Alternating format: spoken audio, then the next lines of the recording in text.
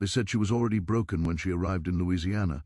The man who brought her downriver said it with a shrug, as if he were delivering a cracked tool instead of a girl. Doesn't talk much, doesn't cry, doesn't fight, you won't have trouble. But wait for a second before we continue towards the video. Let us know in the comments which country you're watching from and what time of day it is for you. And don't forget to subscribe. She was 16 or maybe 17.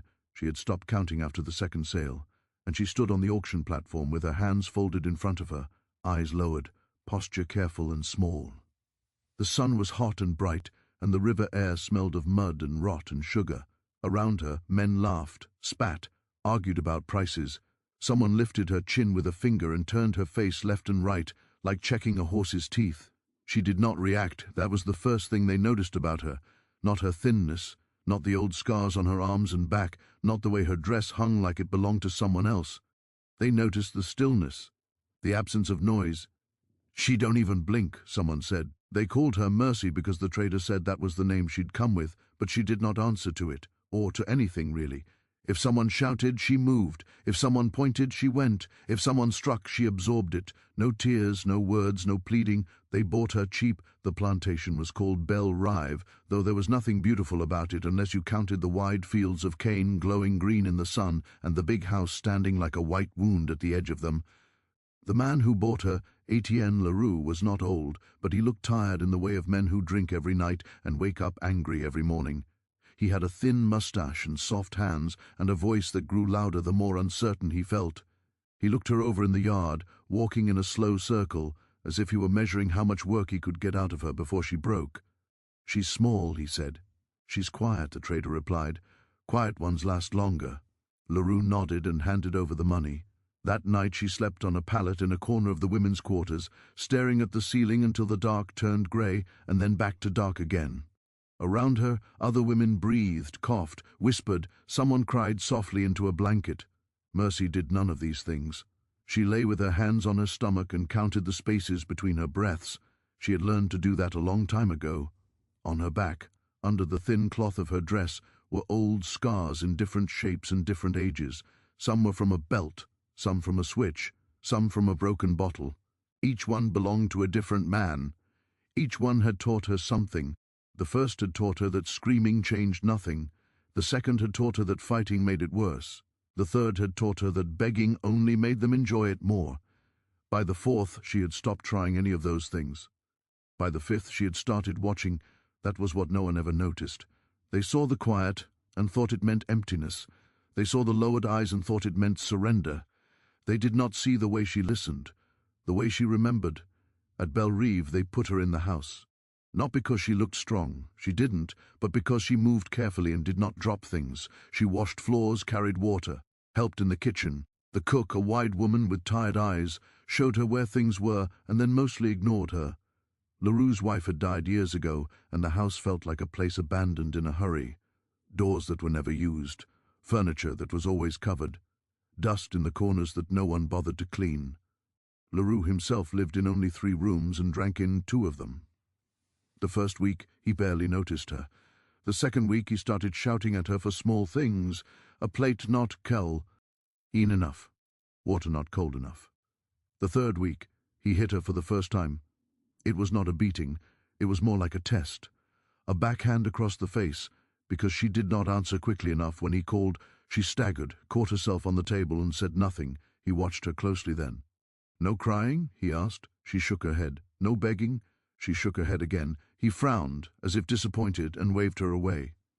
That night, in the quarters, one of the other women whispered, "You should cry. Makes them stop sometimes." Mercy did not answer. She was counting again. Not breaths this time, but steps. The number of steps from the kitchen door to the hall, the number from the hall to Leroux's bedroom, the way the floorboard near the window creaked, the way the back door stuck unless you lifted it slightly. She did not yet know why she was counting these things. Only that her mind kept doing it, the way a wound keeps bleeding even when you stop touching it. Leroux began coming into the kitchen late at night, already smelling of alcohol, already angry at something he could not name. The first time, he pushed her against the wall and told her to look at him. She did. Her eyes were flat and empty, like still water. He did not like that. He slapped her again, harder this time. She did not react. That made him uneasy. He used her, roughly and without patience, and when he was done he stood there for a moment, breathing hard, looking at her face as if he were waiting for something, for tears, for curses, for anything. She gave him nothing. He left the room in silence. After that, it became a pattern. He would come when he was drunk or angry or both. He would hurt her. He would leave. Sometimes he would shout. Sometimes he would be quiet. Sometimes he would threaten her with worse things. She listened to every word. She learned that he hated being laughed at more than anything. She learned that he owed money to a man in New Orleans and was afraid of him. She learned that he kept letters in a drawer in his study and checked that drawer every morning. She learned that he was afraid of dying alone. None of this changed anything at first. She still did her work. She still kept her eyes down. She still spoke only when spoken to, and then only a few words. The other slaves started calling her Ghost because she moved through the house without making noise, and because she never seemed to be fully there. One of the men said, "She don't even got a soul left." If only he had known how carefully she was holding on to it. There were moments, lying awake at night, when old memories tried to crawl back into her mother's face already tired before she died.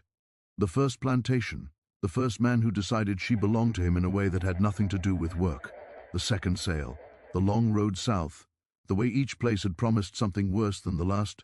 She did not let herself think about these things for long. Thinking about the past was like opening a door to a room full of smoke. You could not breathe in there. Instead, she watched how LaRue's voice changed when he spoke to white men versus when he spoke to slaves. She watched how the overseer flinched when LaRue raised his hand, even though the blow never came. She watched how the bookkeeper, a thin man with ink-stained fingers, drank almost as much as LaRue, but talked twice as much when he did. She watched how fear moved through the house like another servant, unseen but always working. One afternoon, LaRue accused her of stealing sugar. She had not. The cook had taken it, and everyone knew it, but LaRue was in one of his moods and needed someone smaller than himself to shout at.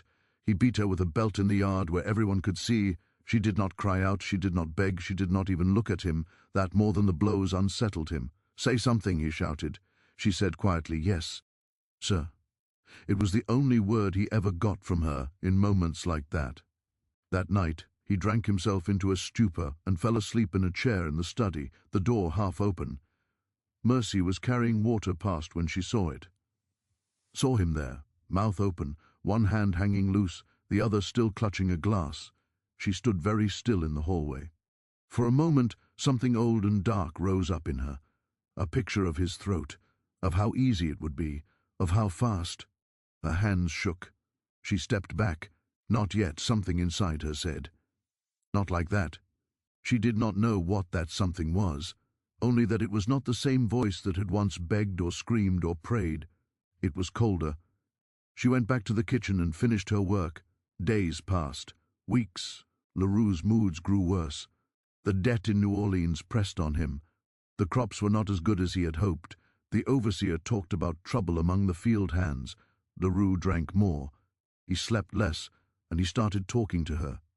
Not kindly, not as an equal, but he talked. "You know what it's like to be surrounded by idiots?" he said one night, slumped at the table while she cleaned. "No one does anything right unless you stand over them. No one understands what's at stake." She said nothing. "They think I'm weak," he muttered. "They think I don't see them laughing." She kept wiping the table. "I see everything," he said, and looked at her as if daring her to disagree. She met his eyes for just a second, then she looked away. That second stayed with him. After that, he started sending her to bring him papers from the study. Letters, books, the key to the cabinet, small things, tests. She never took anything that wasn't asked for. She never opened anything she wasn't told to. He began to trust her in the careless way men trust furniture. One evening, when he was sober for once, he said, "At least you don't talk." She inclined her head.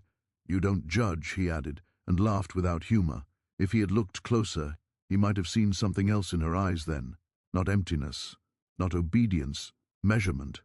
That night, lying on her pallet, she did not count steps or breaths. She counted weaknesses. She did not yet have a plan, not a clear one, only a shape of an idea, like a shadow on the wall. The idea that pain did not have to be answered with pain.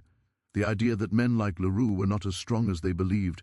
The idea that cages were sometimes made of fear instead of iron. She turned onto her side and stared into the dark. For the first time in years, she did not feel only trapped. She felt curious, and curiosity, she was beginning to understand, was a dangerous thing. By morning, her face was the same blank mask, her movements the same quiet ones. The plantation saw only what it expected to see, a girl who had been used too many times and had nothing left inside. No one noticed the way she listened more closely now. No one noticed the way she watched LaRue's hands when he drank. No one noticed the way she started to arrange her obedience, not as surrender, but as something else entirely. They would, but not yet. She began the pretending the very next morning, not in any way that anyone could point to, not in any way that looked like a change. That was the point. She still woke before dawn, still kept her eyes down, still moved quickly and quietly, still said yes sir and no sir in the same flat voice, still accepted every order, every insult, every shove as if they passed straight through her. But inside something had shifted. Before she had watched because watching was all she had left. Now she watched with purpose. LaRue had started drinking earlier in the day. That meant he would be loud by afternoon and cruel by evening. It also meant his memory would be worse, his tongue looser. She learned to measure the level in the bottle by the sound it made when he set it down. Full was a dull, heavy thud. Half was light. Nearly empty rang with a thin, hollow note. She learned to time her presence. If she came too early, he ignored her. If she came too late, he was already angry. There was a narrow window, after the second glass and before the fourth, when he liked to talk, so she made sure she was there then.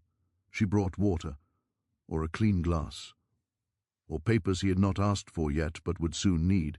She stood where he could see her, but not close enough to seem bold, and when he spoke, she listened. At first he did not notice. He was too busy with his own complaints. "They think I don't know what they're doing," he muttered one afternoon, staring at the wall as if it had offended him. "The overseer skims, the bookkeeper lies, even the neighbors, smiling to my face, waiting for me to fall." She said nothing. "That man in New Orleans," he went on, his voice thick, "he thinks he owns me." She paused in her sweeping for just a fraction of a second, not long enough for him to see. "I should have never borrowed from him," he said. "But what choice did I have? Bad year, bad luck, always bad luck." He laughed, short and bitter. She learned the man's name that day without ever asking. Duval. She learned it because LaRue said it like a curse. She began to build a map in her mind, not of the plantation but of him. What made him angry? What made him afraid? What made him talk too much? He hated being contradicted, but he hated being pitied even more. He liked to believe he was clever. He liked to believe he was in control. He liked to believe that the people around him were too stupid or too weak to threaten him, so she never contradicted him. She agreed with everything he said, not with words, but with silence and stillness.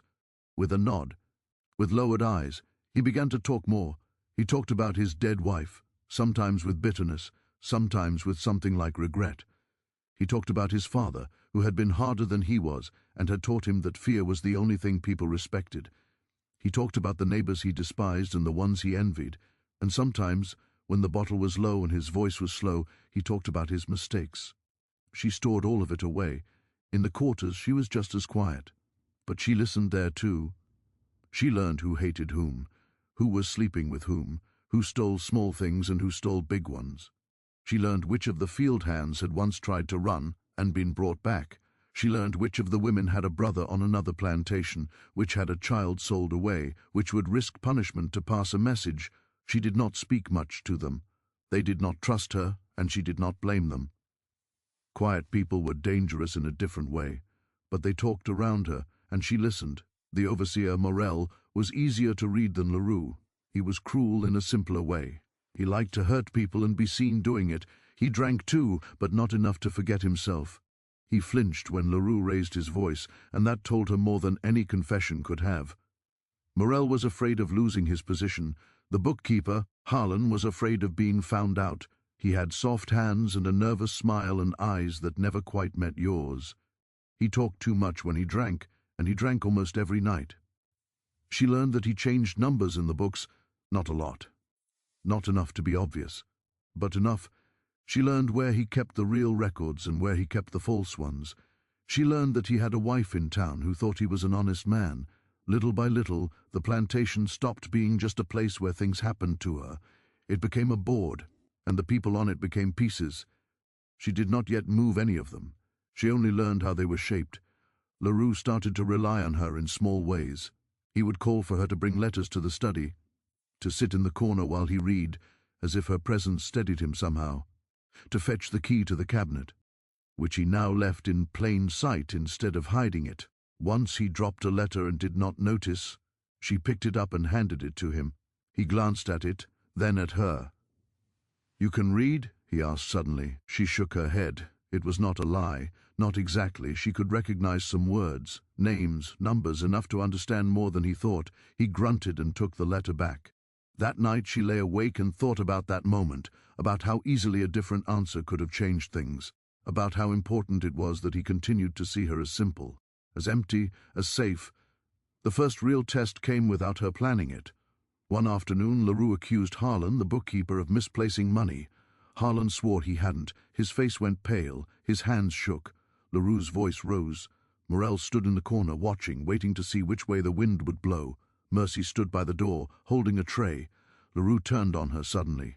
You're in and out of here all day. You see things. Did he take it?" The room went very quiet. She felt all three men watching her. If she said no, she would be protecting Harlan, and Harlan would owe her nothing because he would never know. If she said yes, she would be accusing a white man, and that was dangerous. She lowered her eyes. "I don't know, sir," she said. LaRue stared at her for a long moment. Then he turned back to Harlan and hit him. The money was found later, exactly where it should have been. That night Harlan drank until he could barely stand. She was there, cleaning, when he started talking. "He was going to kill me," he said, laughing weakly. "Over nothing, nothing." She said nothing. "I can't do this forever," he said. "One day he'll decide I'm the problem, and that'll be that." He looked at her then, really looked at her, as if he were seeing her for the first time. "You don't talk much, do you?" She shook her head. "Probably smart," he said. "If I were smart, I'd leave." He did not leave, but from that day on, he watched LaRue more carefully, and LaRue watched him. And something invisible tightened in the house. Weeks passed. LaRue's debts grew worse. Duval sent letters. Then the man came on a hot afternoon and sat in the study with LaRue for 2 hours. Their voices rose and fell, sometimes sharp, sometimes low and dangerous. Mercy brought water and left it and came back and took empty glasses away. She caught pieces of words. Time, interest, patience running out. When the man left, LaRue threw a glass against the wall and sat with his head in his hands. That night, he came to her room and was rougher than usual, angrier, desperate. After, he lay there breathing hard and said, "If I lose this place, I lose everything." She did not answer. "You understand what it's like to lose everything, don't you?" he said suddenly. For a moment she thought she might laugh. Instead she said, "Yes, sir." He rolled onto his side and fell asleep. She lay awake and stared at the wall and thought about how fear had a smell, how it made men careless. The next morning she made a small, careful change. When LaRue shouted at her for being too slow, she flinched. Not much, just enough. His eyes narrowed. That night when he was drinking, she dropped a glass. It shattered on the floor. She froze, waiting. He stared at the broken pieces, then at her. "Clumsy," he said. "Yes, sir," she whispered. Her voice shook. Something in his expression changed. After that she started doing it more often, not breaking things, but hesitating, flinching, looking afraid. He seemed to like that better. He seemed to need it, and he started talking even more. She was careful not to overdo it, careful not to let the mask slip. Inside she was building something, not a plan yet, a choice. She began to see that LaRue was not her biggest danger. He was her first door, and doors, she was learning, could be opened from either side if you knew where the weak place was. One night, after he had fallen asleep in the chair again, she stood in the hallway and looked at him for a long time, at the bottle on the table, at the drawer in the desk, at the way his hand hung loose. She did not touch anything. She went back to the kitchen. But she knew now. He was the first. She did not begin by doing anything that could be seen. That was the first rule she made for herself. Nothing sudden, nothing dramatic, nothing that could be pointed at and called a cause. If LaRue was going to fall, he had to believe he was falling on his own. So she stayed the same. She still woke before dawn, still worked without complaint, still kept her eyes lowered, still answered only when spoken to.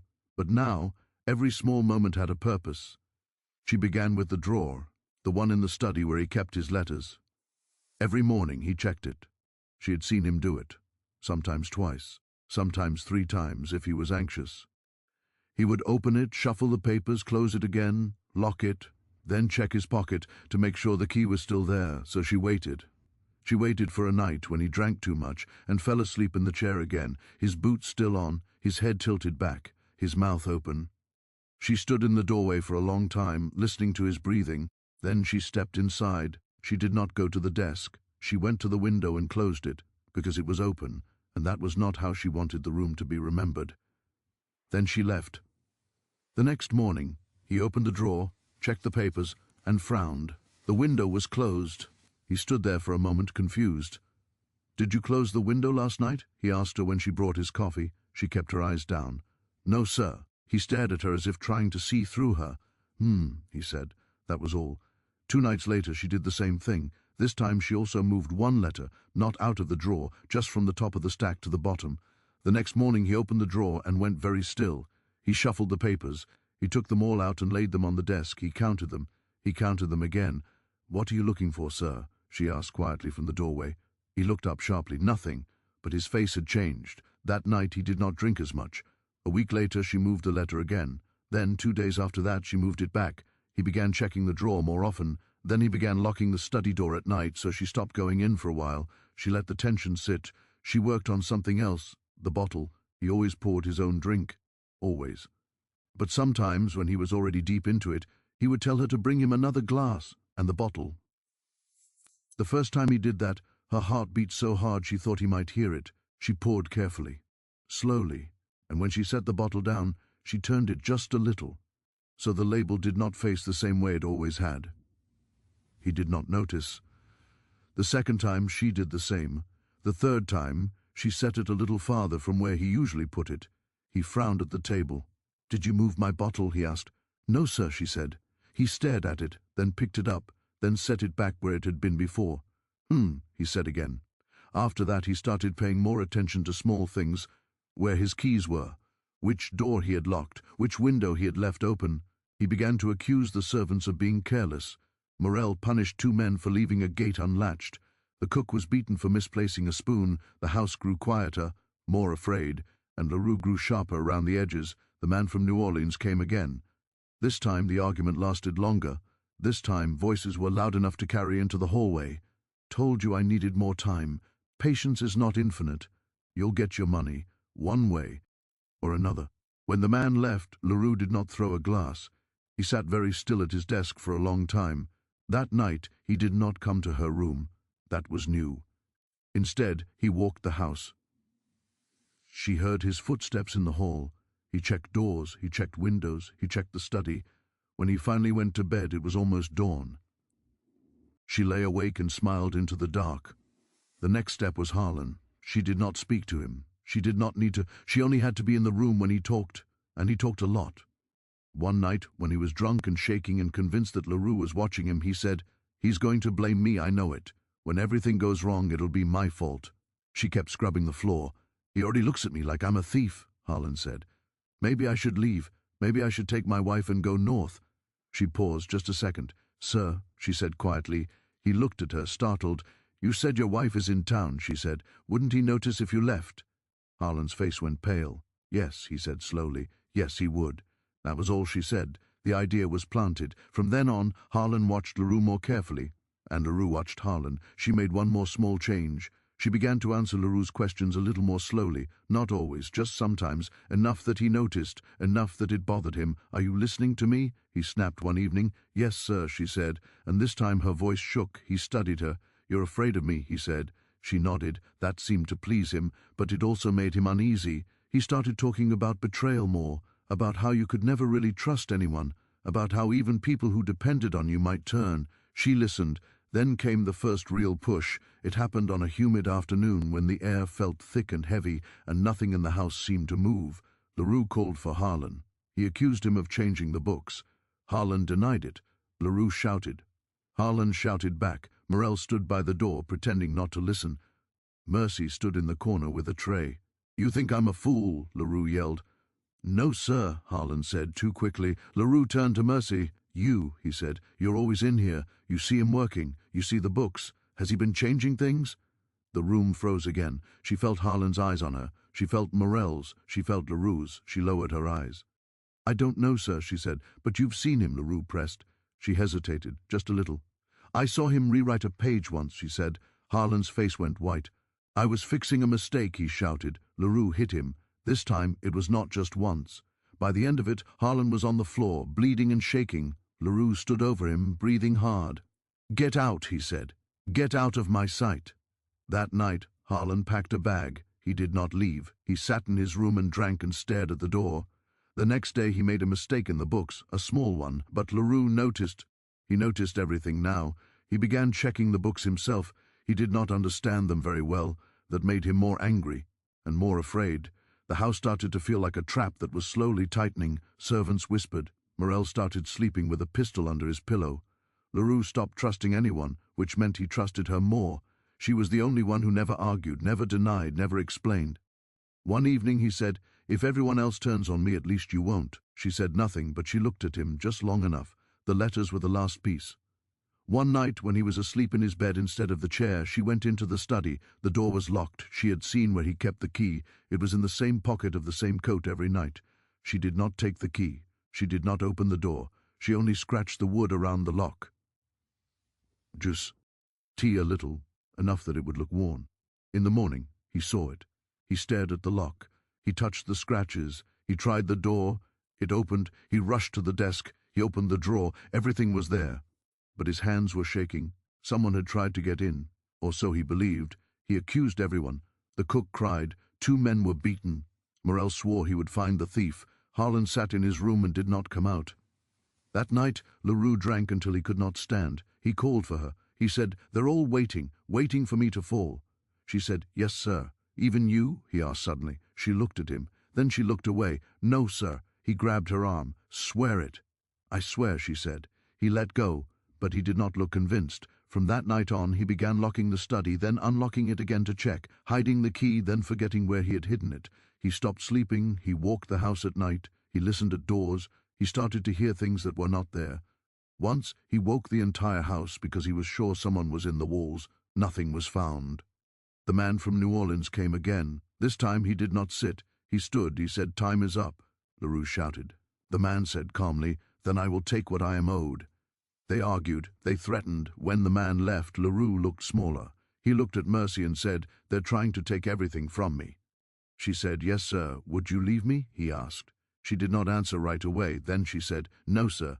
That night he slept in the chair again. She stood in the doorway and watched him. The bottle was empty. The drawer was locked. His hand hung loose. She did nothing, not yet, but she knew something now. He was already falling. All she had done was show him the edge. A week later the sheriff came. Not for her, for Harlan. Someone had reported irregularities in the books. Harlan was taken away, shouting that he had done nothing. Leroux watched from the porch, pale and silent. That night he burned papers in the yard. She watched the fire, and she understood that she no longer needed to touch anything. He was destroying himself. 2 days later, a man was found dead in the river. They said it was an accident. They said it was a robbery. They said many things. Leroux stopped sleeping altogether.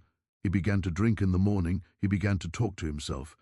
And one evening he said to her in a voice that was not quite sane, "They've turned everything against me." She looked at him. For the first time she did not look away. "No, sir," she said quietly. "You did." He stared at her, and for a moment he seemed to understand. Then he laughed and kept laughing. 3 weeks later, Belle-Rive was sold. Leroux disappeared into New Orleans with what little he had left, and Mercy was put on a wagon and sent down the road to another man, another house, another life. She sat with her hands folded and her eyes down. No one on the road knew what she had done. No one even suspected. But as the plantation vanished behind her, she did not feel afraid. She felt certain. It worked. The wagon carried her south for 2 days.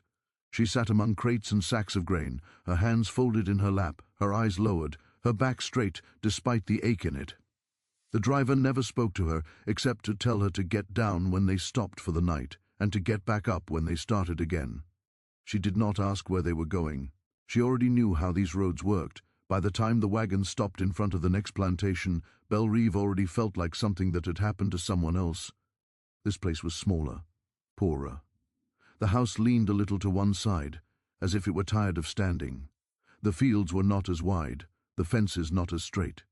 But the man who owned it had the same look in his eyes as the others. His name was Bernard Thibault. He was thick around the waist, red in the face, and loud even when he did not need to be. He laughed at his own jokes and hit people for not laughing with him. He smelled of sweat and tobacco and something sour. He walked around her when she was brought into the yard. "So this is the quiet one," he said. "The cursed one, eh?" The trader laughed. "That's just talk. She works, doesn't cause trouble." Thibault reached out and took her chin in his fingers, squeezing until her jaw hurt. "She better," he said. She did not react. He bought her anyway. That was always the way of it. The first weeks were the same as always. New place, new rules, new rhythms to learn. She was put to work in the house again, washing, cooking, carrying, cleaning. Thibault's wife was still alive, but she stayed in her room most of the time and pretended the rest of the house did not exist. When she did come out, she looked at Mercy as if she were something unpleasant that had been tracked in on a shoe. Thibault noticed Mercy immediately, not because she was pretty. She wasn't, not in any way that made men stop and stare. Too thin, too quiet, too still. He noticed her because she did not react. The first time he shouted at her, she did not flinch. The second time he slapped her, she did not cry. The third time he said, "What's wrong with you?" She said, "Nothing, sir." That made him laugh. "Good," he said. "I like them simple." He began coming to her at night, not with Leroux's bitterness or desperation, but with Thibault's crude appetite and boredom. He used her and then talked. He liked to hear himself talk. She listened. He complained about his wife, about his neighbors, about his overseer, a thin man named Colette who he suspected was stealing from him, about his son, who he said was weak. He talked about money. He talked about how everyone wanted something from him. He talked about how no one respected him the way they should. She learned his rhythms. He drank every night, but not always to the point of forgetting.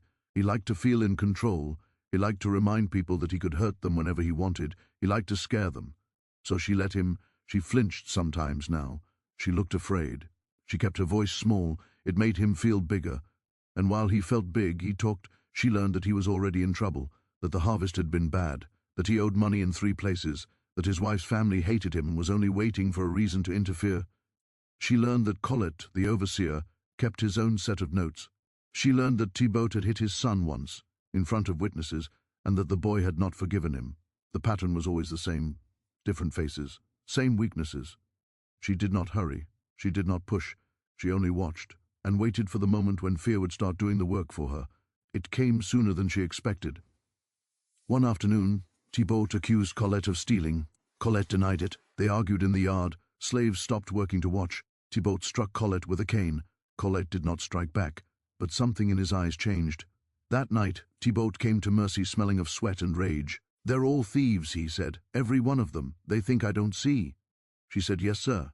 "Colette's been skimming," he said. "I know it." She said nothing. "You've seen him in the office," Thibault said. "You clean there. You see things." She kept her eyes down. "Have you seen him take anything?" She hesitated, just a little. "I don't know, sir," she said, "but he hides papers sometimes."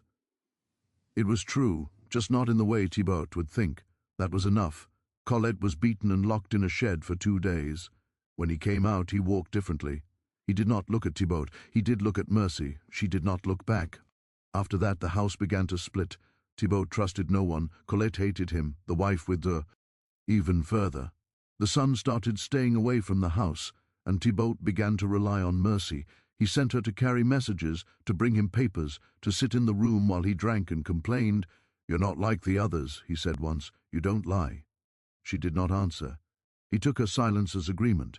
She began the small changes again, a door left slightly open that should have been closed, a paper placed on the wrong side of the desk, a word repeated in the wrong way. Nothing that could be proven. Everything that could be felt. Thibault started to think people were moving things. Colette started to think Thibault was setting traps. The wife started to think the house was cursed, and Mercy moved through it all like a shadow. 2 months later, a neighbor came riding in, angry and shouting about a missing horse. Thibault shouted back. They argued in the yard. The neighbor said, "Your people stole it." Thibault said, "I'll break the neck of anyone who touches my property." The neighbor said, "Your house is rotten." Mercy stood nearby, holding a bucket. That night, Thibault drank more than usual. He told her, "They're all waiting for me to fail." She said, "Yes, sir. Even my own blood," he said. She said nothing. 3 days later, the horse was found on Thibault's land. No one ever proved who took it. But the neighbor went to the authorities. They started asking questions. Thibault panicked. He burned papers. He shouted at everyone. He accused Colette again. Colette said nothing. But that night, he did not sleep in his usual place. A week later, Thibault's son left and did not come back. Thibault said he was ungrateful. The wife said nothing at all. The house felt like a rope pulled too tight. Then one night, a fire started in one of the storage sheds. It was small, put out quickly, but it should not have started at all. Thibault said it was sabotage. Colette said nothing. The slaves whispered. Thibault began carrying a pistol. He slept badly. He walked the house at night. He checked doors. He checked locks. He started seeing threats everywhere. One evening he said to Mercy, "If they think they can scare me, they're wrong." She said, "Yes, sir. Would you tell me if someone was plotting?" he asked. She looked at him, then she looked down. "Yes, sir." He believed her. He always believed her. That was the danger of being the quiet one. People told you things, and then they trusted you not to use them. Colette disappeared one morning. No one knew where he went. Thibault said he had run. The authorities said nothing, but 2 weeks later, Colette's body was found in the river. They said it was an accident. They always said that. After that, Thibault started drinking in the mornings. The wife started packing her things. The neighbor came back with papers. Thibault shouted. He threatened. He lost. The plantation was seized, sold, broken up. Thibault stood in the yard when the men came to take inventory. He looked smaller than he had when she arrived.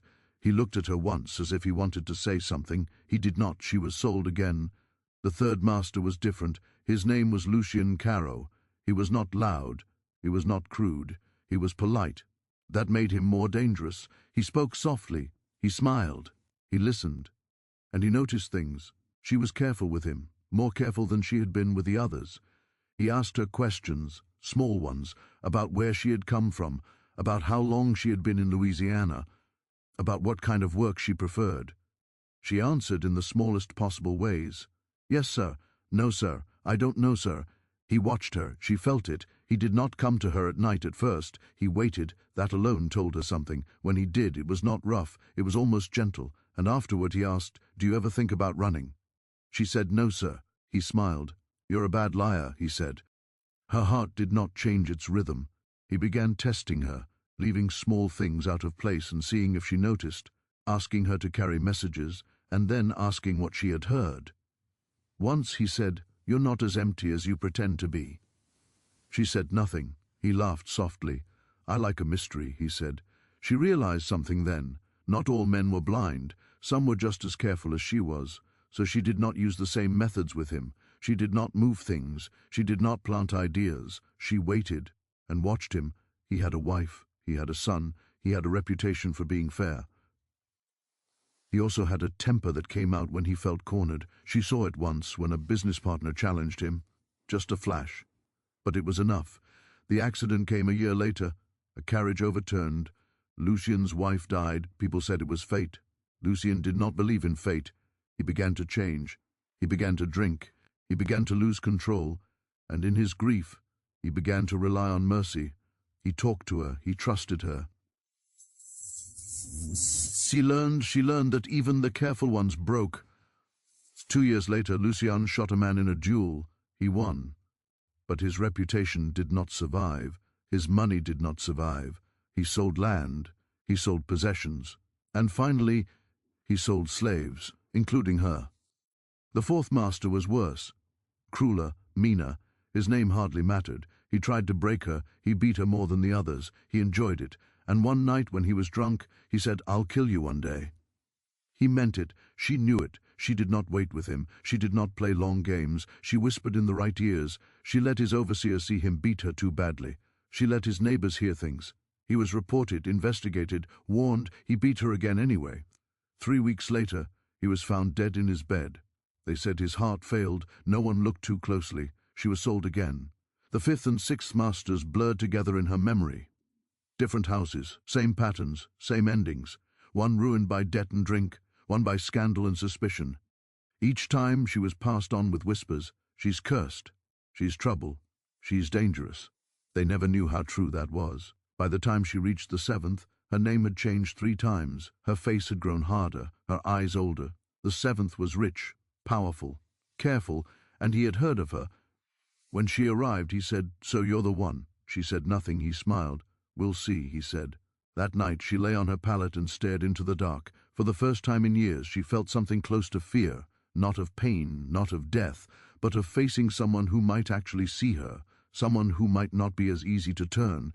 And she knew then that this would not be like the others. This would not be a slow game. This would be a war. The 7th Master did not touch her the first night. That was how Mercy knew he was dangerous. The others had always reached for power the quickest way they understood it. Hands, blows, the crude certainty of ownership. This one took his time. He let her arrive, let the dust settle on her shoulders, let her stand in the yard while men moved around her as if she were furniture being carried into place. His name was Silas Beaumont. He owned land the way some men owned breath, without thinking about it, without needing to prove it. The house was larger than any she had seen since Belle Reve, the porch wide and clean, the windows bright with glass that didn't rattle in the wind. There were more servants here, more order, more rules. Everything had a place, and everything was watched. Beaumont stood on the porch when she was brought in. He was tall, not broad, but straight-backed, dressed neatly even in the heat. His hair was combed back, his hands clean, his eyes pale and steady. He did not circle her. He did not lift her chin. He looked at the trader, not at her, and said, "Is this the one they talk about?" The trader smiled like a man trying to charm a snake. "Just talk, sir. She's quiet, works, doesn't run." Beaumont's gaze shifted to Mercy then, just once, quick as a blade. "She doesn't run," he repeated, as if tasting the words. Mercy kept her eyes down. "Name?" he asked. "Mercy," the trader said. Beaumont hummed, a small sound that wasn't agreement or doubt, just acknowledgement. "Put her in the house," he said, "not to be kind, to be close." Inside, the air was cooler, the floors shined, the walls held paintings, there was the smell of soap and lemon and polished wood. A woman named Mrs. Harrow, housekeeper, stiff as a broom handle, walked Mercy through the corridors and spoke without looking at her. "You will speak when spoken to," Mrs. Harrow said. "You will not wander, you will not linger in doorways, you will not touch what you are not told to touch. If something is broken, you report it immediately. If something is missing, you report it immediately." Mercy nodded. Mrs. Harrow stopped and turned sharply, eyes narrowing. "Do you understand?" "Yes, ma'am," Mercy said softly. That made the woman pause, as if she didn't like the sound of a voice coming out of something she had already decided was an object. Her room was a corner space off the back hall, small but clean, a narrow bed, a folded blanket, a basin, a window that opened and closed smoothly. She sat on the edge of the bed after Mrs. Harrow left and listened to the house. The house had a sound. It wasn't tea-like Belle Reve, where disorder creaked and sighed and hid in corners. This house breathed in a steady rhythm, footsteps on schedules, doors opening and closing with purpose, voices low and controlled. Even the silences here felt supervised. That was the first thing she understood. Beaumont didn't rule by shouting, he ruled by arrangement. The next morning, she was assigned to the upstairs rooms, dusting, linen, carrying water, making beds. Mrs. Harrow followed her twice, watching her hands, watching how she folded sheets, how she moved around furniture. Mercy did everything perfectly, not quickly, not showy, just correct. It was her oldest kind of camouflage. By noon she had learned 3 things. Beaumont did not drink. Beaumont did not sleep alone. There was a woman in the master bedroom, but she was not a wife. And Beaumont had men who came and went from the house with papers, ledgers, quiet conversations at the edge of the study. This was not just a plantation, it was a network. That afternoon, Beaumont called for her. Mrs. Harrow's mouth tightened when she delivered the message. "He wants you in the study." Mercy followed her down the corridor. The study door was open. Beaumont sat at his desk with a ledger open, pen in hand. A younger man stood near the window, holding a stack of papers. Beaumont did not look up immediately. He wrote something, underlined it, then closed the ledger carefully as if ending a ritual. "Come in," he said. Mercy stepped inside and stopped 2 paces from the desk. Beaumont's eyes moved over her slowly, still without the crude entitlement of the others, but with something colder, assessment. "You've been sold many times," he said. Mercy stayed silent. "I asked for you," Beaumont continued, voice even, "because I dislike rumors that I cannot verify.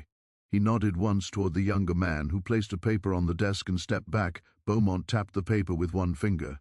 "This is what the trader gave me. It lists where you've been. It lists why you were sold."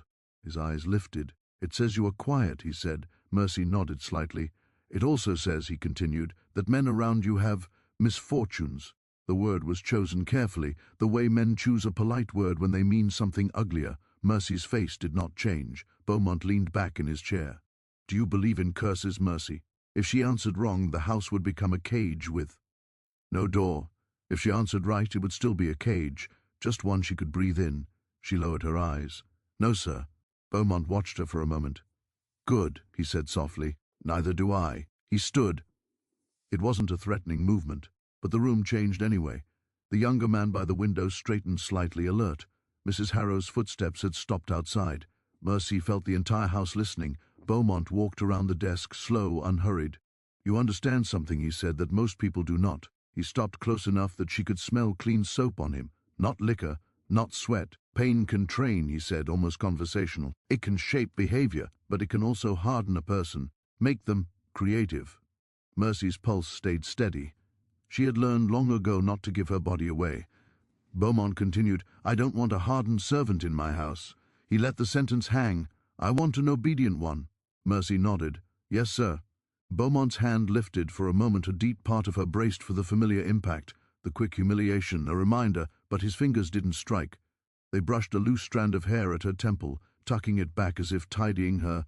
The gesture was gentle, and that was worse, because it was a demonstration. He could touch without violence, which meant he didn't need violence to prove power. He leaned in slightly. "If you ever forget that you belong here," he said quietly, "I have ways of reminding you that do not involve blood." Then he stepped back and returned to his desk. "Go," he said, and picked up his pen again. Mercy left the room with the same calm steps she had entered with, but inside something had tightened. This was a man who didn't need to shout to be heard. This was a man who could be cruel without being loud. That night she lay awake and replayed his words, not the threat, the observation. Pain can also harden a person, make them creative. He wasn't blind. He wasn't careless. He was hunting for something in her. And worse, he wasn't afraid of her rumors. He was curious. The second test came 2 days later. A silver spoon went missing, not a cheap spoon. One of the good ones from the locked cabinet, the kind that made Mrs. Harrow turn pale when she realized the count was wrong. The house erupted, not in noise, but in movement. Servants lined up, bags checked, rooms searched. Beaumont watched it all like a man watching a clock. Then he called Mercy into the dining room. The silverware box sat open on the table. The empty slot gaped like a missing tooth. Mrs. Harrow stood rigid, hands clasped. Beaumont looked at Mercy. "You work upstairs," he said. "Yes, sir." "You passed the cabinet door," he said. "Yes, sir." "You have access to this room," he said. "Yes, sir." His voice remained calm, but each sentence tightened like a knot. "Did you take it?"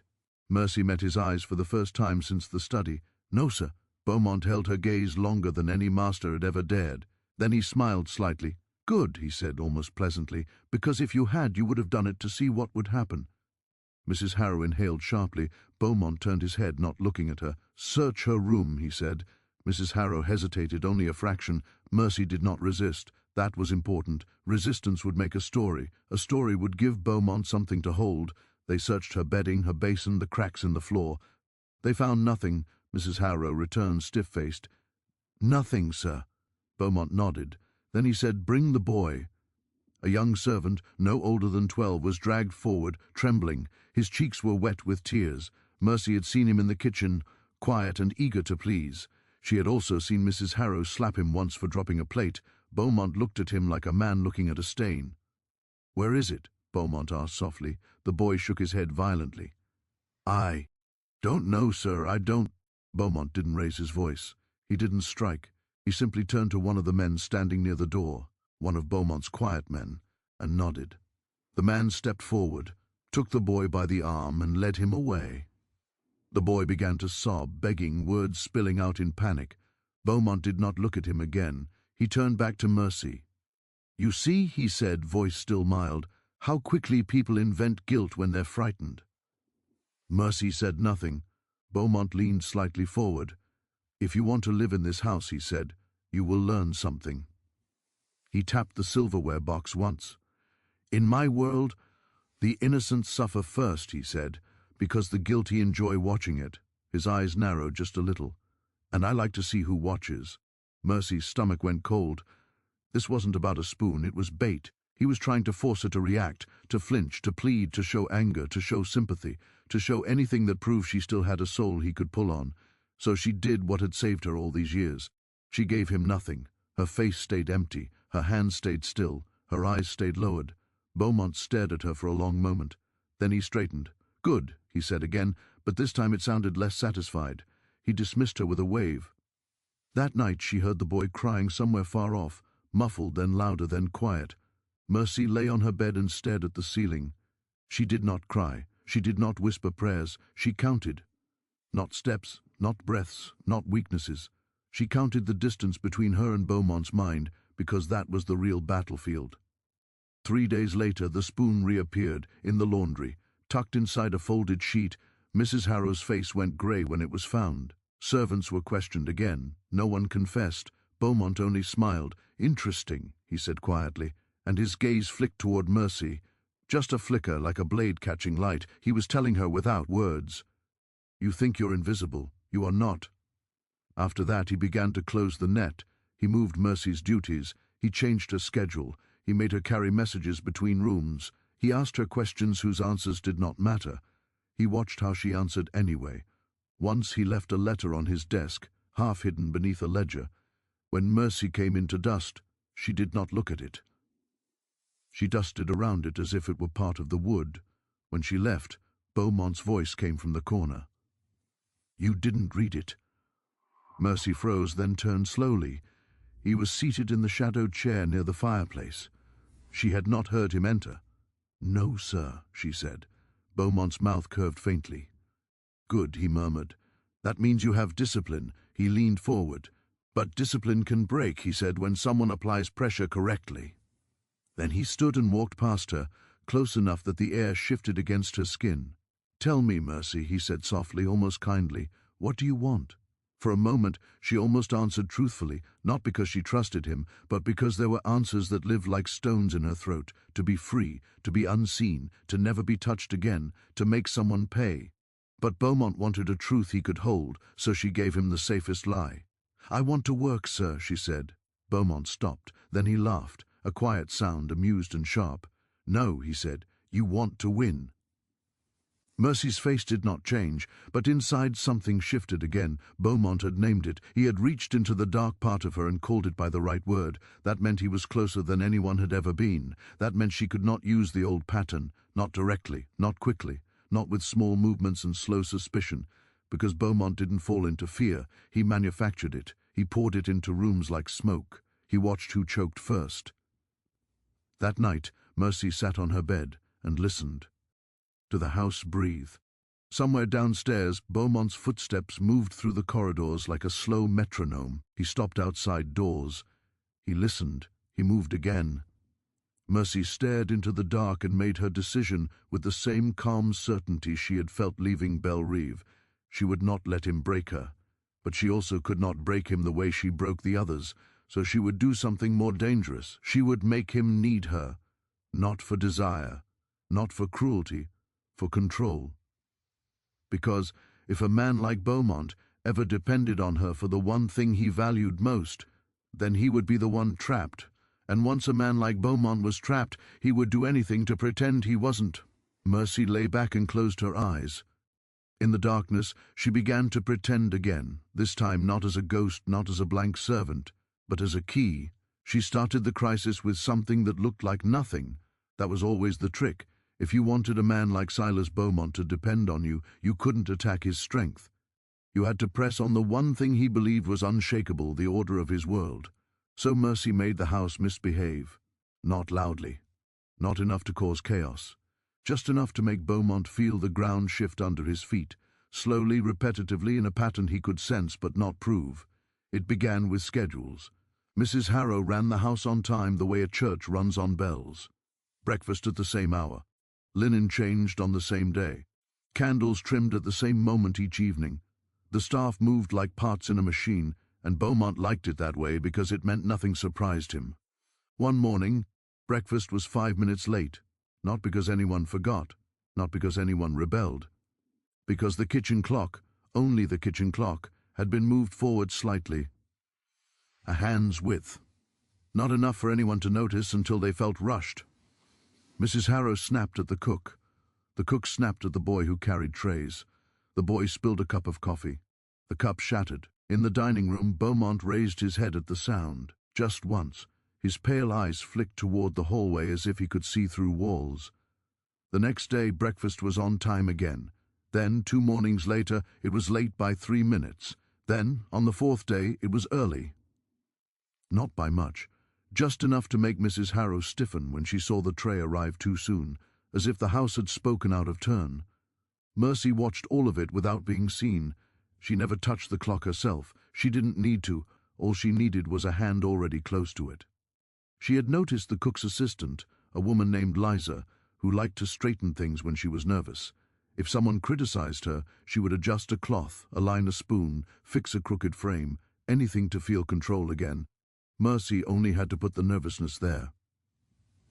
A whispered, "Mrs. Harrow's in a mood today," offered in passing, a glance that suggested trouble, a tiny pause near the kitchen clock, just long enough for Liza's eyes to land on it, to wonder if it was wrong, to fix it. The adjustment looked like Liza's habit. The consequence looked like the house losing rhythm. Beaumont noticed rhythm. He didn't shout. He didn't punish.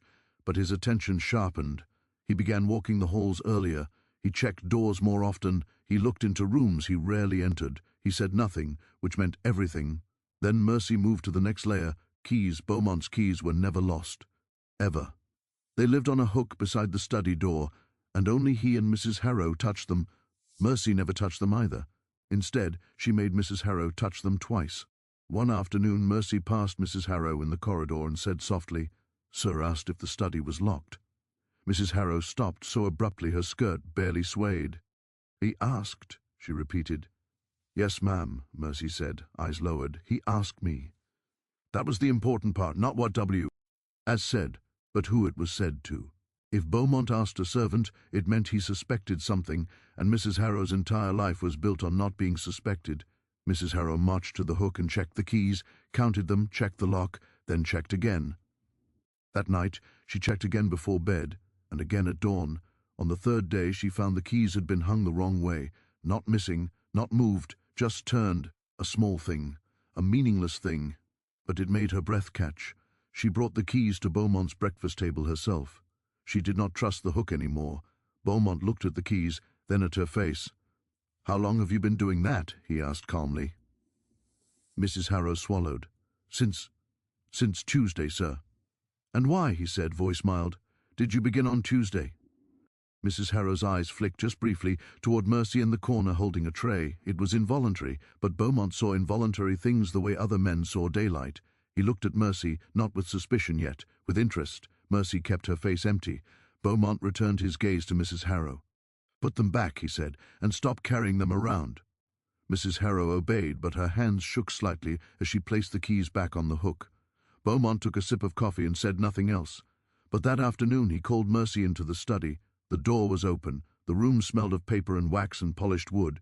He stood by the desk, not seated, as if the chair was too passive for this conversation. "You said I asked if the study was locked," he said. Mercy lowered her eyes. "Yes, sir." "I did not," Beaumont said. Mercy did not react. Not even a blink. Beaumont watched her face carefully, hunting for the smallest sign of fear, guilt, satisfaction. He found none. He stepped closer. "Then why," he asked softly, "did you tell her that I did?" Mercy paused just enough to seem uncertain, just enough to seem small. "I thought I heard it," she whispered. "I'm sorry, sir." Beaumont's gaze narrowed a fraction. He was deciding whether this was stupidity or strategy. Mercy let her shoulders dip just slightly as if she feared punishment. Beaumont did not punish. Instead, he said, "You're careful with your lies." Mercy stayed still. He turned away from her and walked to the window, looking out at the bright yard. "I will ask you once," he said. "Are you trying to unsettle my house?" Mercy's heart did not change its rhythm. "No, sir," she said. Beaumont smiled faintly. "That's the right answer," he murmured, and turned back.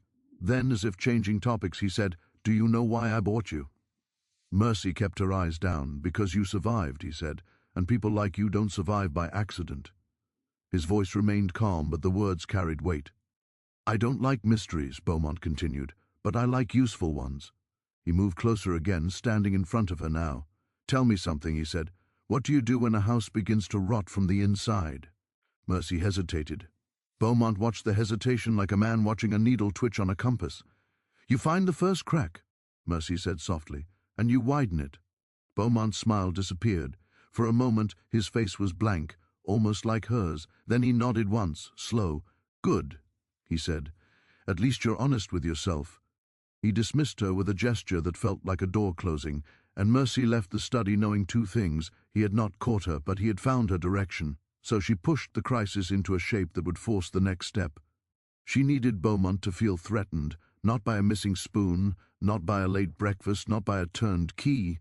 She needed him to feel that his own people were becoming unpredictable, because a man like Beaumont only depended on someone when he believed he had no other choice. So Mercy planted the idea of betrayal in the only place that could carry it upward with. Out her voice, Beaumont's quiet men, the ones who came and went with papers and ledgers and low conversations, they were loyal, but loyalty like theirs was not built on love. It was built on benefit and fear and shared secrets. Mercy learned their names without asking. Mr. Pritchard, thin, careful, always watching the hall before speaking. Mr. Baines, older, with a limp, a man who never laughed.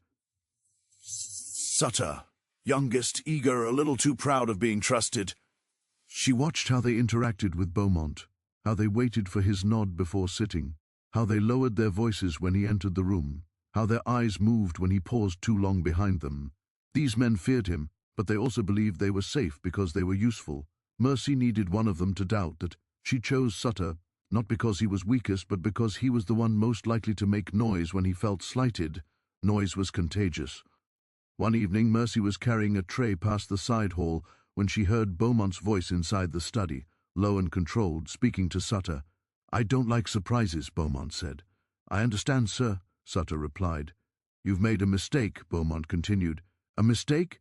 Sutter sounded shocked. "Sir, Beaumont's voice cut through him. "Leave." A chair scraped. The study door opened. Sutter stepped out with his face tight and pale, his jaw clenched as if he were swallowing words. He stopped when he saw Mercy, not because he cared about her, because he was furious and she was there. "What are you staring at?" he snapped. Mercy lowered her eyes. "Nothing, sir." Sutter's hands trembled slightly. He looked like a man who had just learned he was not as safe as he thought. Mercy said nothing else. She didn't have to. In the kitchen later, she moved near Liza and murmured, almost casually, "Mr. Sutter looks like he's in trouble." Liza's eyes widened. "With sir?" Mercy nodded once and let the silence do the rest. The next morning, the servants whispered, not loudly, but enough. By noon, Mrs. Harrow's face was stiff with effort, as if she were trying to iron rumor flat. That afternoon, Pritchard arrived and found Beaumont in the hall instead of the study. Beaumont didn't usually wait in halls. He waited in rooms where he controlled light and sound. So when he stood there, hands behind his back, it looked like he was waiting for someone who might run. Pritchard stopped. Beaumont said, "You're late." Pritchard's mouth opened, then closed again. "I had to speak with Baines, sir." Beaumont stared at him for a long moment, then he turned and walked away without another word. Pritchard followed. Mercy watched from the far end of the hall, holding linens, her face blank.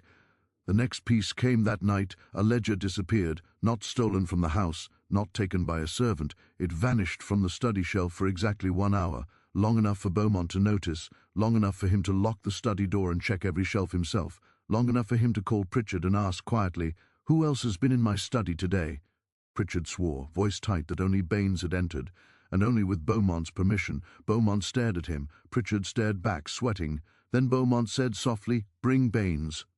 Baines arrived and denied everything, calm as stone. Beaumont watched them both for a long moment, as if he were deciding which one would break first. Then he dismissed them. No shouting, no punishment, just dismissal. That was worse, because it meant Beaumont would not show his hand. He would wait, he would watch, he would tighten the net until someone panicked. And panic, Mercy knew, made men reckless. She returned the ledger to its place before dawn, sliding it back exactly where it belonged. No one saw her. No one had to. The disappearance wasn't about the ledger. It was about Beaumont's mind. He began to susp. ECT movement where there was none. He began to see plots where there were only shadows. He began to measure his people the way Mercy had once measured him.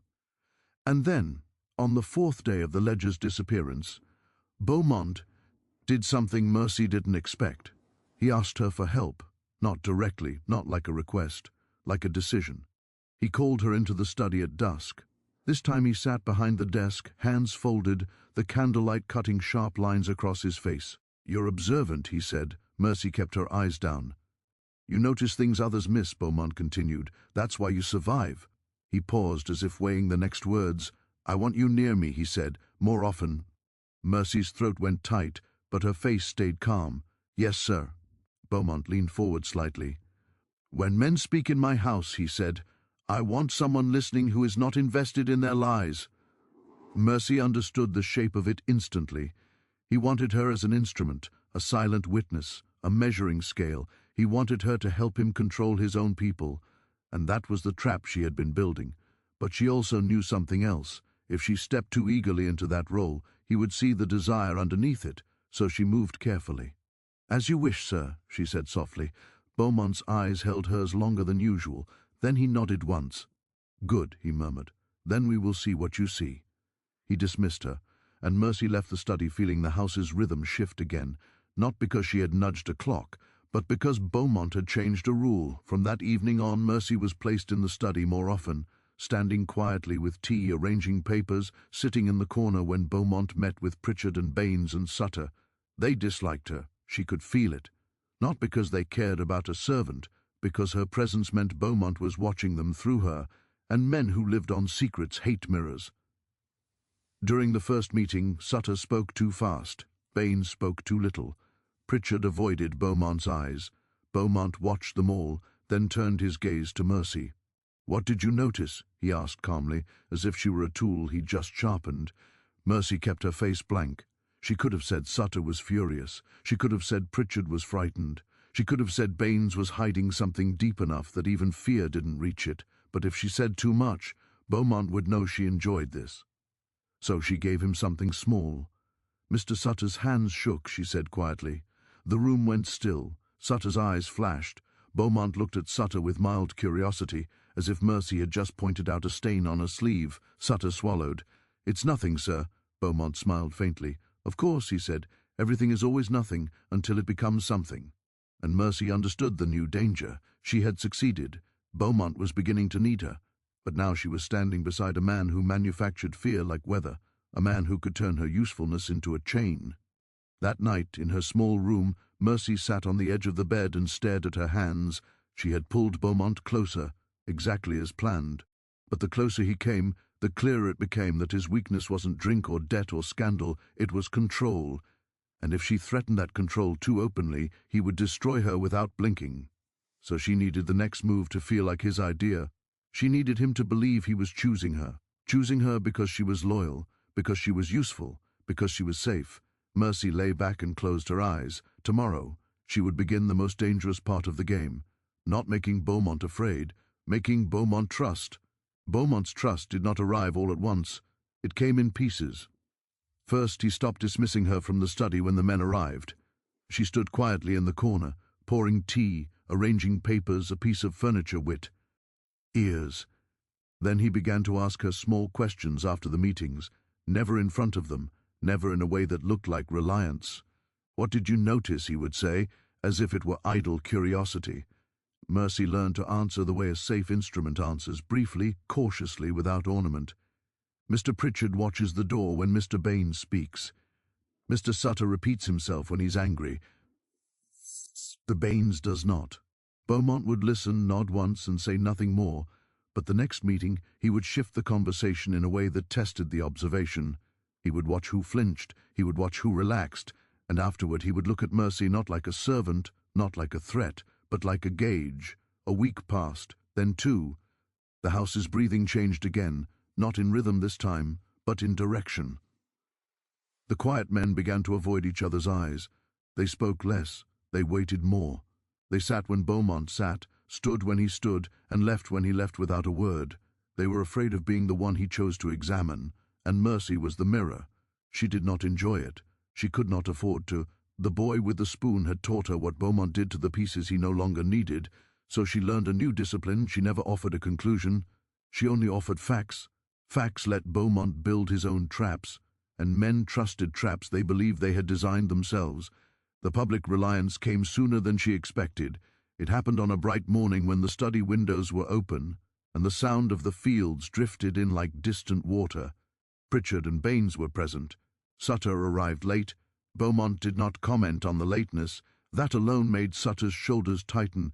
They spoke of shipments, of accounts, of a missing signature on a paper that mattered more than it should have. Sutter said it had been approved. Baines said he had never seen it. Pritchard said nothing. Beaumont listened, fingers steepled, eyes moving between them. Then, without looking at Mercy, he said, "What did you see?" The room went still, not a dramatic stillness, a practical one, the kind that happens when men realize a door has closed behind them and they did not hear it. Mercy felt every eye move to her. She kept her gaze down. "Yesterday afternoon," she said quietly, "Mr. Sutter came from the back hall with a paper folded in his hand. He went into the study. He left without it." Sutter's face flushed. "That means nothing," he said quickly. "I had several papers." Beaumont's eyes remained on Mercy. And later," Mercy continued, "Mr. Baines came to the study. He stayed a long time. When he left, he carried more papers than he brought." Baines stiffened. "You're saying I took something?" Mercy did not answer him. She did not look at him. She looked at Beaumont. "I'm saying what I saw," she said. Beaumont was quiet for a long moment. Then he said mildly, "Leave us," to Pritchard. Pritchard's mouth opened, then closed. He stood, nodded, and left. Beaumont looked at Sutter and Baines. "Which of you," he asked calmly, "is lying to me?" Sutter said, "It's him." Baines said nothing. Beaumont turned to Mercy. "Stay," he said. The door closed. The air in the study thickened. They argued, not loudly. Not yet. Sutter insisted he had delivered the paper. Baines insisted he had not seen it. Beaumont asked the same questions in different ways. He watched where their eyes went. He watched how their hands moved. He watched who spoke too quickly. And Mercy watched Beaumont. She could see the moment his patience thinned. It was subtle, a change in the way he breathed. He stood. "I will find the truth," he said, "and I will make it very expensive." He looked at Mercy. "Come," he said. He led her to the shelf where the ledgers lived. He scanned spines, then stopped, reached, and pulled one free. He opened it. The missing signature was there, in a hand that did not belong to the man whose name it bore. Beaumont did not raise his voice. He closed the ledger and turned. "Sutter," he said, "you were supposed to deliver this." Sutter swallowed. "I did." "You didn't," Beaumont said.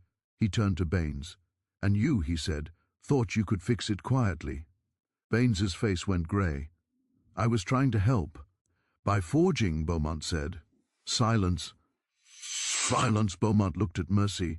He turned back to the men. "Leave," he said. They did.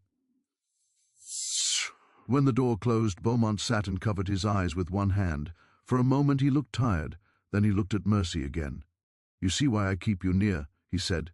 "Yes, sir," she replied. From that day on, the house changed its shape around her. Not in the eyes of the servants. There she was still a shadow, still a pair of hands.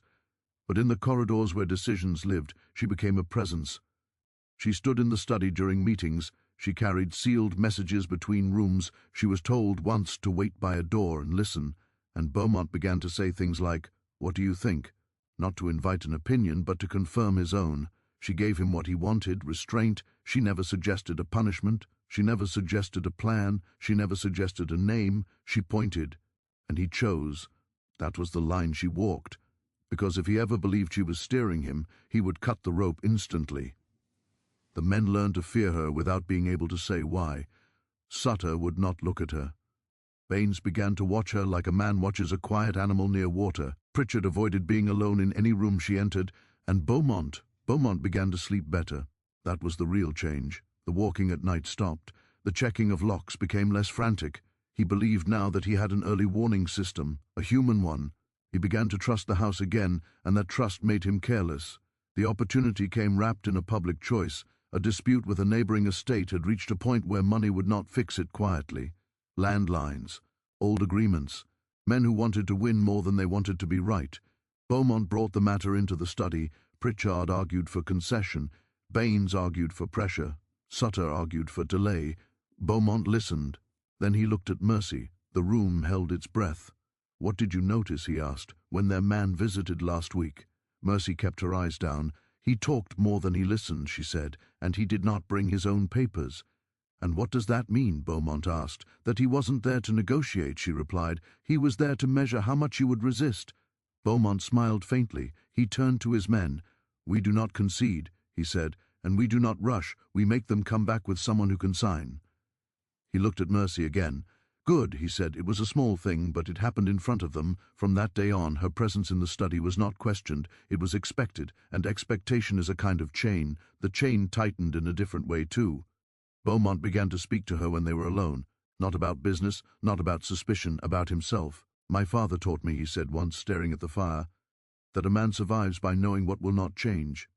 Mercy said nothing. "He was wrong," Beaumont continued. "Everything changes, so you must become the one constant in the room." He looked at her. "That is what I am." Mercy kept her face still. He was telling her his story. Men did that when they were already halfway to believing. One night he said, "If I did not have you listening, I would have to invent someone like you." That was the moment she understood the shape of the cage he was building. It was not made of locks, it was made of usefulness. If she ever stopped being useful, she would stop existing. So she prepared the second part of the escape. While standing in the first, she did it the same way she always had, by moving attention. She began, very gently, to let Beaumont see conflict among his men that was not there. A look held a second too long, a pause before answering, a change in who arrived first, nothing that could be accused, everything that could be felt. Beaumont noticed.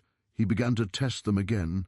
He began to compare what they said to what Mercy saw, and because he had decided she was the scale began to define the weight. Sutter made one mistake too many. He snapped back once. Beaumont did not forgive it. He was dismissed, not fired, not punished. Dismissed. Which meant cut loose, which meant afraid. Sutter left the house with a stiff smile and a hollow look. Mercy did not see him again. Baines lasted longer. He was more careful, but fear is a kind of leak. Eventually it shows. Pritchard remained. He was the most cautious, the most useful, and the most frightened. The house grew quieter, and Beaumont grew more certain. One evening he said to Mercy, "If you ever left, I would know immediately." Mercy's heart did not move. "I'm not going anywhere, sir," she said. He nodded, satisfied. He did not hear the other meaning in it. The final turn came with a mistake Beaumont made himself. A letter he sent, a promise he could not keep. The neighboring estate pressed harder. Beaumont responded with a move that looked strong and was actually thin. Pritchard told him so. Beaumont did not like being told. They argued, not loudly, but sharply. Mercy stood in the corner and said nothing. Beaumont made the move anyway, and it failed, not catastrophically, but visibly. Enough for the neighboring men to smell weakness, enough for Pritchard to look at Beaumont with something like disappointment. That was the crack Mercy needed. She did not widen it with a tool, she widened it with a question. "Sir," she said quietly that night, "do you want them to fear you or to believe you?" Beaumont stared at her. "They're not the same," she said. It was the first time she'd offered a thought instead of an observation. Beaumont did not get angry. He got thoughtful. That was more dangerous. The next day he changed his approach. He began to listen to Pritchard again. He began to hedge. He began to adapt. And he began to rely on Mercy not just to hear, but to weigh. That was the moment the balance tipped. Because now when he failed with her in the room. And when he succeeded with her standing near him. She was no longer just a mirror. She was part of the image. The neighbors sent a new man. This one came with documents. This one came ready to sign. Beaumont met him in the study. Mercy stood behind his chair. They talked. They circled. They agreed. When the man left, Beaumont looked at Mercy and said, "That went well." "Yes, sir," she said. He smiled. Then he said, "I should have trusted you earlier." The words were meant as praise. They landed like a lock. That night, Mercy lay awake and stared at the ceiling. She had done it. She had made him depend on her, not for pleasure, not for cruelty, for judgment, for control. But dependence cuts both ways. If he ever suspected she was the reason his control felt fragile, he would destroy her without hesitation. So she made the decision she had been moving toward for weeks. She would not wait for him to tighten the chain further. She would not wait for him to realize that the only person he trusted in his house was the one person he could not afford to lose. She would not wait for him to decide to lock her closer. She would leave, not running, not disappearing in the night like a servant. She would leave as a consequence of a situation he believed he had created. She would leave as something he could not pull back. She began quietly to prepare. The last shape, the shape of a choice that would not look like hers. The final move began with a letter Beaumont did not intend to write. Mercy did not put the words on the page. She did not need to. All she needed to do was place the page where Beaumont would believe he had already decided. It was a draft, half-written, crossed out, rewritten again. A negotiation position for the neighboring estate. A hard line softened, then hardened again. Beaumont had been working on it for days, circling the same questions, testing the same phrases aloud in the study while Mercy stood behind his chair. What if they refuse, he had asked. They won't, she had said quietly. Not if they think you're willing to lose. That had pleased him. He liked to believe he was the kind of man who could afford to lose. The draft stayed on the corner of his desk that night. When he went to bed, he took the clean copy with him, intending to rewrite it once more in the morning. Mercy did not touch the clean copy. She touched the draft. She moved it from the corner of the desk to the center. She did not change a word. The next morning, Beaumont came into the study already thinking about the letter. He saw the draft in the center of the desk and stopped. He read it. He frowned. He sat. He read it again. He crossed out 2 lines and rewrote one. He nodded to himself. This will do, he said quietly. He did not remember placing it there. He did not remember deciding that this version was the one, but the decision felt like his. That was the important part. He sent it. The neighbors replied 2 days later. They agreed to meet. On Beaumont's terms, that should have been a victory. But Mercy saw the shape of their reply the moment she read it aloud to him. They accepted too quickly, she said. Beaumont smiled. That means they're tired. Already, she replied. He waved it off. He was in a good mood. That was when men like him were most dangerous to themselves. The meeting was set for a Thursday. The night before, Beaumont dined well, drank a single glass of wine, only one, and went to bed early. Mercy lay awake and listened to the house breathe.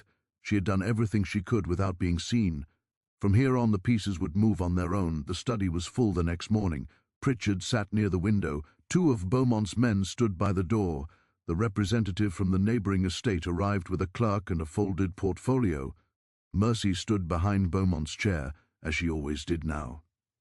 They talked, they circled, they used words like concession and guarantee and future arrangement. Beaumont held the line. The representative smiled too much, and then, in the middle of a calm sentence, he said, "Of course, this assumes that your authority remains as stable as it has been." The room went still. Beaumont's eyes narrowed. "Explain." The man smiled politely. "We have heard things." "What things?" Beaumont asked. "That your operations rely heavily on the judgment of a single household servant." The words landed like a dropped plate. Pritchard's head snapped up. The men by the door stiffened. Mercy felt the air change. Beaumont did not look at her. He did not move. He said very calmly, "That is nonsense." The representative shrugged. "Perhaps, but rumors are a kind of currency, and you know how quickly currency travels." Beaumont leaned forward. "Who told you this?" The man spread his hands. "I don't reveal sources." Beaumont's gaze flicked just once toward Mercy, then back. "You will," Beaumont said. The man smiled thinner. "Then we are done here." He stood. The meeting ended without an agreement. The men left. The house stayed very quiet. Beaumont did not speak at first. He walked to the window and stood there, hands clasped behind his back. Then he said, "Did you tell anyone?" Mercy kept her eyes down. "No, sir," he turned. "Did you speak to anyone about Mem? Why affairs?" "No, sir." "Did you give anyone reason to think you influenced my decisions?" Mercy's voice stayed steady. "I only answer when you ask, sir." Beaumont studied her face like a man trying to read a language he thought he already knew. Then he said, "Leave." She left. He did not call her back. That alone told her how deep the cut had gone. The next 2 days were tense. Beaumont met with Pritchard and no one else. Mercy was not called into the study. She went back to cleaning rooms and carrying linens like a shadow. Servants whispered. The rumor had spread, not because Mercy had planted it, because Beaumont's house had learned to breathe through her presence, and now that presence had been noticed by the outside world, and anything noticed can be attacked. On the 3rd day, Beaumont called for her. His face was composed, too composed. "You will tell me everything," he said. "There is nothing to tell, sir," Mercy replied. He watched her for a long time.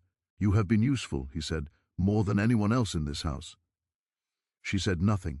But usefulness creates expectations, he continued, in others and in oneself. He leaned forward. You will not stand in the study anymore, he said. You will not listen to meetings. You will not carry messages between rooms. He paused. You will return to ordinary work. Mercy inclined her head. Yes, sir. And, he added, you will remain here, where I can see you. That was the chain, not iron proximity. He was afraid now, not of her harming him, of losing control over the idea of her. That night, Mercy made the final adjustment, not to the house, to the story. She did not speak, she did not move objects. She let Pritchard do it. Pritchard had been watching her for weeks. He had noticed Beaumont's reliance. He had noticed Beaumont's withdrawal. He had noticed the change in power inside the rooms. All Mercy did was stand near him in the corridor and say very softly, "He's afraid." Pritchard did not ask of what. He already knew. 2 days later, Pritchard made a mistake, not a large one, a careful one. He sent a message to the neighboring estate that contradicted Beaumont's position, just enough to look like an attempt to keep talks alive. Beaumont found out. The argument was not loud, but it was sharp. You went behind me, Beaumont said. I tried to fix what you broke, Pritchard replied. You do not fix my decisions, Beaumont said. Pritchard's face hardened. You're not the only one who sees what's happening in this house. Beaumont went very still. What is happening? He asked. Pritchard hesitated, then said, You've built your authority on a single point of judgment, and now everyone knows it. Beaumont's eyes flicked involuntarily toward the door, toward the hall, toward where Mercy usually stood. She was not there, but the absence spoke. Get out, Beaumont said. Pritchard left. That afternoon, Beaumont made 2 decisions. The first was to send a man to watch Mercy. The second was to prepare papers to sell her, not because she had betrayed him, because she had become visible. And what is visible can be used by others. Mercy learned of this the way she learned everything now, from the shape of silence, from the way Mrs. Harrow avoided her eyes, from the way one of the quiet men stood too near her door at night, from the way Beaumont did not look at her when she passed. So she took the last step. She did not run. She did not hide. She did not pack. She waited for the moment that would make her absence look like a consequence. It came with Pritchard. He did not leave the estate. He went to the neighboring men. He told them things, not everything. Enough to make Beaumont look unstable, enough to make the negotiations collapse publicly, enough to make men start asking questions about how Beaumont ran his house. Beaumont responded the only way he knew how. He tight. Ned, he threatened, he made demands, and then he made the worst mistake a man like him could make. He accused the wrong person. He accused one of his own quiet men of being Pritchard's accomplice. The man denied it. Beaumont pressed. The man broke. Not with confession, with anger. He shouted, he said things that should not have been said in front of servants. He said Beaumont had lost his judgment. He said Beaumont listened to shadows. He said Beaumont no longer trusted his own eyes. Beaumont struck him. The house saw, the servants saw, and servants talk. The next day 2 officials arrived, not to arrest Beaumont, to inspect, to ask questions, to look at books, to look at arrangements, to look at people. Beaumont was furious. He was also afraid. And when men like Beaumont are afraid, they simplify. He called Mercy into the study. His face was pale. This is because of you, he said. Mercy did not argue. You have become a story, he said. And stories are dangerous. Yes, sir, she said. You will be sold, he said. Tomorrow. She inclined her head. Yes, sir. He looked at her for a long time. You should have stayed invisible, he said. She said nothing. That night, while the house was tense with waiting and servants whispered and men guarded doors, Mercy did something she had not done in years. She slept. In the morning there was no wagon, there was no trader, there was only confusion. During the night Pritchard had fled, and in his leaving he had taken papers. Not enough to destroy Beaumont, enough to expose him, enough to make the officials return. Beaumont spent the morning in arguments, in sending messages, in trying to contain the shape of the damage. By the time he remembered Mercy, the house was already full of men. She was not in her room. She was not in the kitchen. She was not in the yard. No one had seen her leave. No one had heard her go. The man watching her door swore she had been there at midnight. After that, nothing. Beaumont searched the house himself, not for her, for the proof of how she had done it. He found none, because there was none. She had not stolen, she had not bribed, she had not broken a lock. She had walked out during the hour when everyone else was watching Pritchard's shadow, and no one noticed. By the time they realized she was gone, Beaumont's world was already collapsing inward. The negotiations failed, the officials returned, the books were examined, arrangements were questioned. Nothing illegal enough to destroy him, enough to weaken him, enough to make others cautious, enough to make his name less solid than it had been. And the rumor remained that a slave had once stood in his study and seen everything, that she had been the quiet measure of his house, that when she vanished, the house began to crack. Some said she had help, some said she was taken, some said Beaumont had killed her and hidden the body. None of it was true. She walked until the road bent. She walked until the plantation was just another shape behind her. She did not go north, she did not go south. She went where names were thin and faces changed often, where people did not ask questions if you worked and did not speak. Years later, men still told stories about a cursed woman, about masters who fell, about a slave who made cages out of fear and then stepped out of them. They never agreed on her name, they never agreed on her face, they only agreed on one thing: no one ever owned her, not in the way that mattered. And somewhere, far from plantations and studies and men who thought control was the same as power, a woman lived under a name that was not mercy, and not anything she had been called before. She worked, she slept, she chose when she spoke, and no one ever noticed her, which was exactly the way she wanted it.